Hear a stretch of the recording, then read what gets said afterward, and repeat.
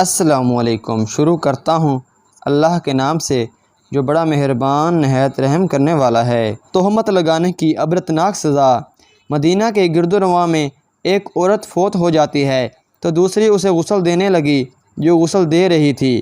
جب اس کا ہاتھ مری ہوئی عورت کے ران پہ پہنچا تو اس کی زبان سے نکل گیا، میری بہنوں جو ساتھ بیٹھی ہوئی تھی، جو عورت آج مر گئی ہے اس کے فلاں آدمی کے ساتھ خراب تعلقات تھے۔ غسل دینے والی عورت نے جب یہ کہا تو قدرت کی طرف سے گرفت آ گئی اور اس کا ہاتھ ران سے چمٹ گیا۔ جتنا کھینچتی ہے وہ جدا نہیں ہوتا، زور لگاتی ہے مگر ران ساتھ ہی آتی ہے۔ دیر لگ گئی۔ میت کے ورثہ کہنے لگے بی بی جلدی غسل دو، شام ہونے والی ہے، ہم کو جنازہ پڑھ کر اسے دفنانا بھی ہے۔ وہ کہنے لگی میں تو تمہارے مردے کو چھوڑتی ہوں مگر وہ مجھے نہیں چھوڑتا۔ رات پڑ گئی مگر ہاتھ یوں ہی چمٹا رہا۔ دن آ گیا پر ہاتھ چمٹا رہا۔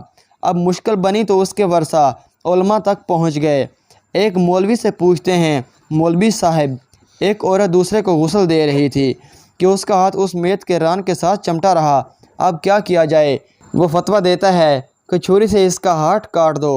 غسل دینے والی عورت کے ورثہ کہنے لگے ہم تو اپنی عورت کو معذور نہیں کرانا چاہتے، ہم اس کا ہاتھ کاٹنے نہیں دیں گے۔ انہوں نے کہا فلاں مولوی کے پاس چلیں۔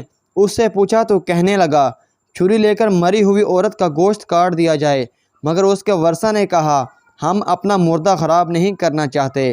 3 دن اور 3 راتیں اسی طرح گزر گئے۔ گرمی بھی تھی، دھوپ بھی تھی، بدبو پڑنے لگی۔ گرد و نواح کے کئی دیہاتوں تک خبر پھیل گئی۔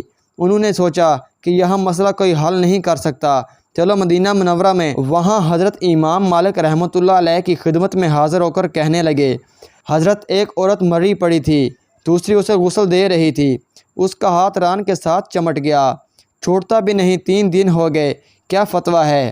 امام مالک رحمۃ اللہ علیہ نے فرمایا وہاں مجھے لے کر چلو۔ وہاں پہنچے اور چادر کی آڑ میں پردے کے اندر کھڑے ہو کر غسل دینے والی عورت سے پوچھا بی بی جب تیرا ہاتھ چمٹا تو نے زبان سے کوئی بات تو نہیں کی تھی؟ وہ کہنے لگی میں نے کہا تھا یہ جو عورت مری پڑی ہے اس کے فلاں مرد کے ساتھ ناجائز تعلقات تھے۔ امام مالک رحمۃ اللہ علیہ نے پوچھا بی بی جو تو نے تہمت لگائی ہے کیا اس کے 4 چشمدید گواہ تیرے پاس ہیں؟ کہنے لگی نہیں۔ پھر فرمایا اس عورت نے جو تیرے سامنے اپنے بارے میں اقرار جرم کیا تھا؟ کہنے لگی نہیں۔ فرمایا پھر تو نے کیوں تہمت لگائی؟ اس نے کہا میں نے اس لیے کہا تھا کہ وہ گھڑا اٹھا کر اس کے دروازے سے گزر رہی تھی۔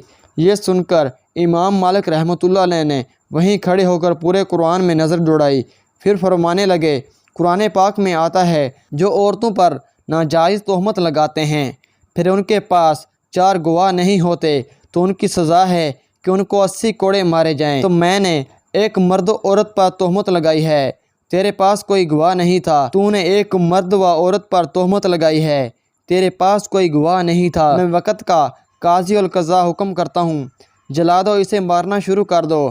جلادوں نے اسے مارنا شروع کیا، وہ کوڑے مارتے جا رہے تھے۔